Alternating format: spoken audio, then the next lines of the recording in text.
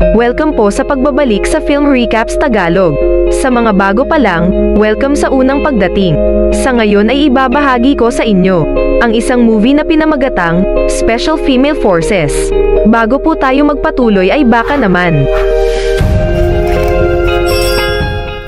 nagsisimula ang palabas sa pamamagitan ng pagpapakita ng mataong kapaligiran sa swimming pool ng isang hotel sa Penang, Malaysia.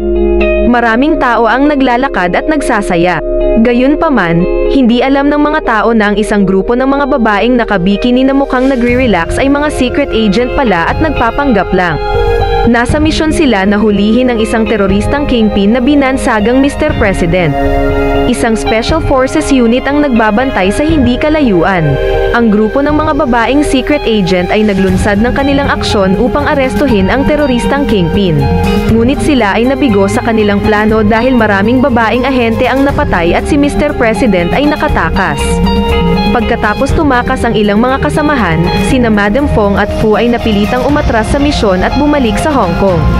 Pagkalipas ng 20 taon matapos ang insidente, ang pulisya ng Hong Kong ay muling nagsagawa ng pagsasanay para sa mga kandidatang babaeng ahente na direktang bibigyan ng pagsasanay ni Madam Fong at ng kanyang mga kasosyo. Nang magtipon na ang lahat ng kandidata, hinati ni Madam Fong ang mga napiling kabataang babae sa 6 na grupo. Matapos ihatid ang ilang mga bagay tungkol sa mga materyales sa pagsasanay, sinabi ni Madam Fong sa mga kandidata na magmadaling magpalit ng damit at muling magsama-sama sa field para magsimula ng pagsasanay. Ang ganda at sexing katawan ng mga babaeng ahente ay agad na nakuha ang atensyon ng mga puwersang lalaki na nagsasanay din sa venue. Pagkatapos magpalit ng uniforme sa pagsasanay ng pulisya at magsagawa ng basic physical exercise, ang Team D na binubuo ni Ting, Ling Ling, Fa, Honey, Hu at Kat ay nakatanggap ng parusa dahil 3 sa kanilang kasamahan sa team ay hindi makumpleto ang lahat ng kinakailangang sesyon ng pagsasanay. Pakiramdam ni Ting ay inilagay siya sa isang mahinang team, kaya't nakiusap ito kay Madam Fong na ilipat siya sa ibang team. Gayunpaman ay tumanggi si Madam Fong para sa kanyang kahilingan, at pinarusahan ang Team D sa pamamagitan ng pagbabawal sa kanila na maghapunan. Bago tapusin ang sesyon ng pagsasanay para sa araw na yon, sinabi ni Madam Fong sa mga kandidata na gumawa ng 100 push-up. Nang bumalik ang mga kandidata sa ward upang magpahinga, natulala sila sa kagandahan ni Ling Ling nang lumabas ito ng banyo. Ngunit ang ikinagulat ng lahat ay ang isang magandang babae na sikat na nakaugalian ng matulog na walang anumang suot na damit. Kinabukasan ay bumalik ang mga kandidata sa pagsasanay sa pisikal, tulad ng pagsasanay sa pamamagitan ng obstacle, pag-akyat sa mga pader, paglangoy at pagsasanay sa paghinga sa tubig.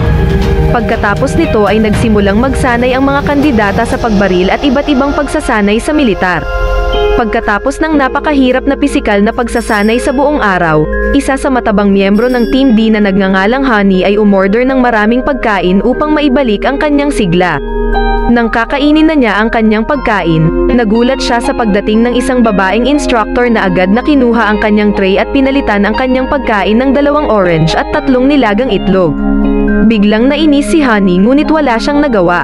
Hindi doon natapos ang pagkainis niya dahil nabighani rin sa kaakit-akit na hitsura ng kanyang mga kagrupo. Isang grupo ng puwersang lalaki ang nagsisikap na lapitan sila para anyayahan na makipagkilala. Dahil itinuturing si Honey na hindi gaanong kagandahan, nainis ito at hinamon ang mga kalalakihan sa isang kompetisyon sa pagkain ng nilagang itlog. Tinanggap ng isa sa mga lalaki ang hamon ni Honey. Noong sila ay nasa paligsahan, sinadya ni Honey na isuka ang nilagang itlog na napuno sa kanyang bibig sa lalaking ahente upang makabawi sa kanila. Isang beses na naatasang maghukay ng impormasyon ang Team D mula sa 2 lalaki na dating gangster, sa pamamagitan ng pag-asa sa kanilang kaakit-akit na hitsura. Sinubukan ng Team D na bigyan sila ng masahe para makuha ang impormasyong ito, ngunit lalong ikinainis ito ni Madam Fong. Pagkatapos noon ay lumahok ang mga kandidata sa pagsasanay ng self-defense. Dahil ang Team D ang pinakamahinang team, madali lang silang pinapatumba ng mga tagapagturo at ng ibang team. Pagkatapos ng pagsasanay at paglilinis ay nakipagtalo ang Team D sa isa pang team na kinukutya sila sa pagiging mahina nila. Halos magkagulo sa pagitan nila kung hindi dumating si Madam Fong. Kinailangan ng Team D na tanggapin ang parusa dahil sa naganap na alitan. Sa tingin ng Team D ay hindi patas na sila lang ang pinatawan ng parusa at tinanong nila si Madam Fong tungkol dito. Tila hindi agad pinaparusahan ni Madam Fong ang Team D na walang dahilan, inisip din niya na mayroon din ang Team D ng parehong mga kakayahan tulad ng iba pang mga team. Kaya't mas pinalakas pa niya ang mga ito upang ang Team D ay maaaring makipagkumpetensya sa iba pang mga team at hindi na minamaliit. Pagkatapos ay bumalik si Madam Fong sa kanyang opisina at nadatnan ang opisina na magulo. Nakakita rin siya ng isang subre na naglalaman ng larawan niya at ng kanyang mga kasamahan na namatay sa isang misyon sa Malaysia 20 taon na ang nakalilipas. Isang araw, kagagaling lang ni Ting mula sa pagja-jogging at nakasalubong niya ang Team A na nag-imbita sa kanya na sumali sa kanilang team. Ang pinuno ng Team A na nagngangalang Iris, ang nagudyok kay Ting na ipagkanulo ang kanyang mga kasamahan sa Team D sa susunod na pagsubok para maalis ang lahat ng miyembro ng Team D, maliban kay Ting, kung handa siyang sumali sa Team A subalit mukhang mahigpit na tinanggihan ni Ting ang imbitasyon. Gayunpaman, tila may kinukonsidera siya at pinag-iisipan nito ng maigi dahil sa kaibuturan niya ay may matinding pagnanais na maging isang bigating female force agent. Kinabukasan ay nagtipon-tipon ang lahat ng mga kandidata at naghanda para kumuha ng field test para mangolekta ng mga bandila na binubuo ng ilang mga kulay. Ang bawat kulay ay may kanya-kanyang puntos at ang itim na bandila ang may pinakamaraming puntos. Ang mga kandidata ay pinahihintulutang makipaglaban sa ibang team at kunin ang kanilang mga bandila. Ang Team D ay kinailangan pang makipaglaban sa Team A at kunin ang kanilang hinahangad na bandila. Dahil mas malakas ang Team A, kinailangan ng Team D na sumuko. Nang malaman nila na ang kanilang team ang may pinakamababang puntos na nakuha kaysa ibang team, sinikap nila na hanapin ang itim na bandila na makakadagdag ng mas maraming puntos ng kanilang team. Sa wakas ay nagawa ni Honey na matagpuan ang itim na bandila. Plano ni Ting na nakawin ito para ibigay sa Team A, gayunpaman, habang nasa daan ay nadulas si Honey at nahulog sa isang ilog na may rumaragasang tubig. Si Ting at ang iba pang miyembro ng Team D ay iniligtas si Honey. Si Honey ay nag-aatubiling bitawan ang kanyang backpack kahit na ito ay napakabigat at nagpapahirap sa paglikas. Pagkatapos na mahila si Honey sa tabing ilog, sila ay nagyakapan sa isa't isa at tinanong si Honey kung bakit hindi niya maiwan ang kanyang napakabigat na backpack. Sinabi niya na may mga litrato ng kanyang pamilya sa kanyang backpack na lagi niyang daladala kahit saan man siya magpunta, bilang pampatibay loob na sumailalim sa pagsasanay. Nagtagumpay si Ting na nakawin ang itim na bandila mula sa bag ni Honey tapos ay ibinigay niya ito sa Team A, upang ang kanyang team ay manatiling may pinakamababang puntos. Ngunit nang ihayag ni Ting ang katotohanan, itinanggi ng Team A ang lahat ng kanyang mga sinabi. Sinabi nilang hindi nila inimbitahan si Ting na sumali sa kanilang team sa pamamagitan ng pagtataksil sa kanyang sariling team. Nainis ang buong Team D sa pagtataksil ni Ting, ngunit sa huli ay napatawad din nila ito matapos pagsisihan ang kanyang nagawa, tapos ay niyakap ang isa't isa para pasiglahin ang bawat isa. Pagkatapos ng insidenteng yun ay mas naging matibay ang samahan ng Team D at umunlad ng higit na mas mahusay kaysa sa ibang mga team. Nagiging mas close na rin sila sa isa't isa na parang magkakapatid. Sa isang pagkakataon, ang buong team ay naatasan para magsanay at hulihin ang mga terorista kung saan gagawin ito sa isang container warehouse. Ang lahat ng mga team ay kinakailangang makuha ang pinakamataas na marka upang makapasa. Ganap na naisagawa ng Team A ang misyon nito ngunit ang Team D ay nahihirapan dahil kailangan nilang iligtas ang mga bihag. Matapos mamonitor ang sitwasyon at mahanap ang lokasyon ng mga hostage na binihag ng isang grupo ng terorista, agad na naglunsad ang Team D ng isang aksyon upang iligtas sila. Hindi inaasahan, ang Team D pala ay nakikipag-ugnayan sa isang tunay na gang ng mga kidnapper na hawak ang kanyang mga hostage doon. Kahit na hindi sila gumagamit ng mga tunay na armas at may katamtamang kakayahan lamang sa self-defense, ang Team D ay nangahas na lumaban sa mga kidnapper. Nagawa nilang iligtas ang mga hostage ngunit hindi nagtagal ay napagtanto ito ng mga kidnappers at nanlaban. Iniulat ng Team D ang sitwasyon kay Madam Fong at humingi ng reinforcement. Agad na tumawag si Madam Fong ng pulis at sa wakas ay nahuli ang mga kidnappers. Isa sa mga pulis na naging boyfriend ni Kat ay pinagalitan ito at ang kanyang mga kaibigan dahil naisip nila na may nagawa ang Team D na kung saan sila ay nagpadalos-dalos. Ganoon din ang sinabi ni Madam Fong nang bumalik silang lahat sa headquarters. Itinuring na walang pag-iingat ang Team D dahil sa hindi pagpansin sa mga utos at hindi pag-uulat ng insidente mula sa simula at walang pag-iingat na mga aksyon na nagsasapanganib sa kaligtasan ng mga bihag. Binuwag ni Madam Fong ang Team D at idineklara ang Team A bilang ang tanging team na nakapasa at opisyal na naging Special Female Forces.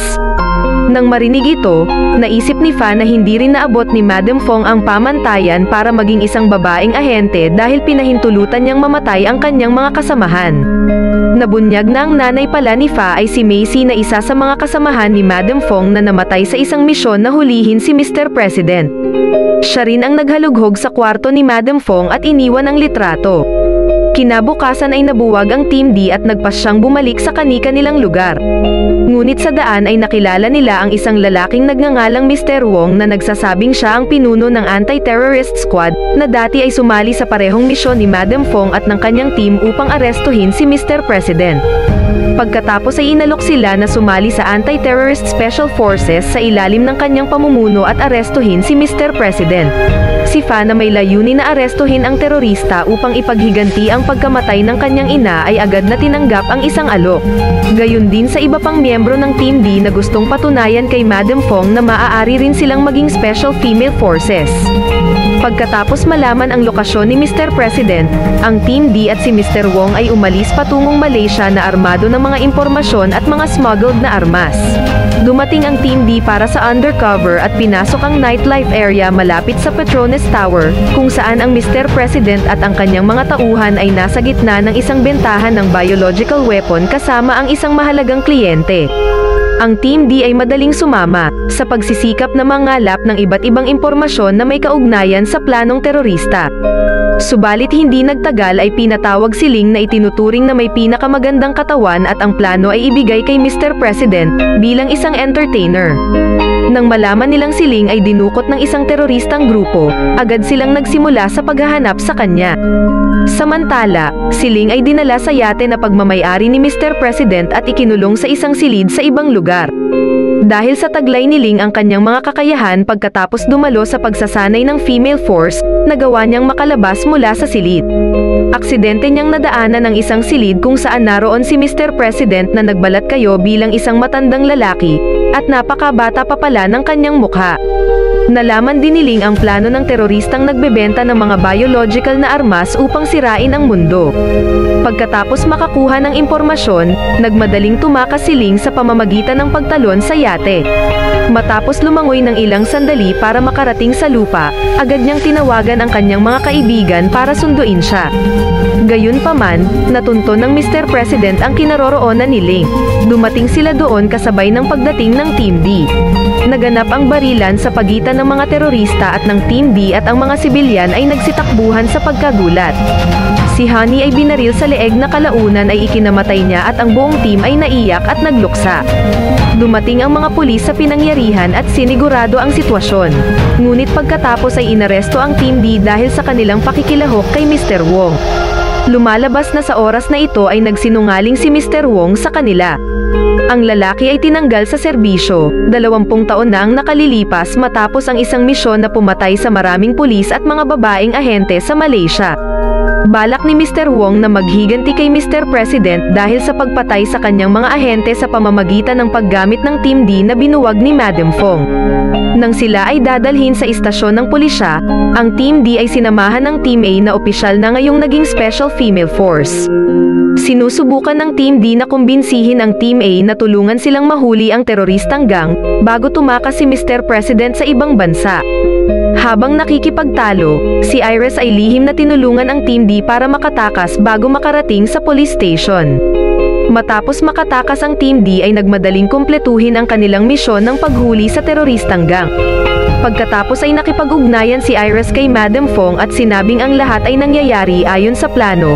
Lumalabas na ang misyon ng Team D kasama si Mr. Wong ay pinlano ni Madam Fong dahil nais rin niyang maghiganti sa pagkamatay ng kanyang mga kasamahan.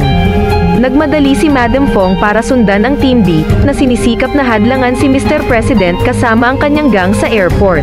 Muling naganap ang labanan sa pagitan ng mga Special Female Force at mga pulis laban sa mga terorista. Binaril ang kasintahan ni Kat na naging sanhi ng kanyang pagkataranta, ngunit hiniling sa kanya na manatili siyang nakafocus. Nasugatan din si Madam Fong sa insidente, tapos ay hiniling niya sa Team D na magtulungan bilang isang solidong team. Nagawa ng Team D na lumapit kay Mr. President at sa isa nitong tauhan. Naganap ang matinding labanan sa pagitan ng female force at terrorist gang. Sa wakas ay nanalo ang Team D. May pagkakataon na patayin ni Fa si Mr. President para ipaghiganti ang pagkamatay ng kanyang ina, ngunit pinili niyang hayaang mabuhay si Mr. President dahil ayaw niyang mabuhay sa bitag ng puot at paghihiganti magpakailanman.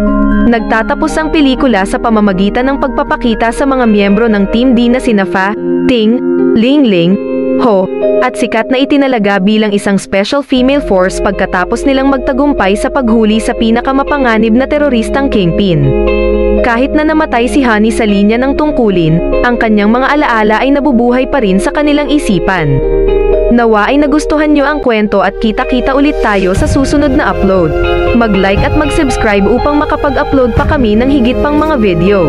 Kung okay lang ay paki-share nyo na rin. Salamat sa panunood.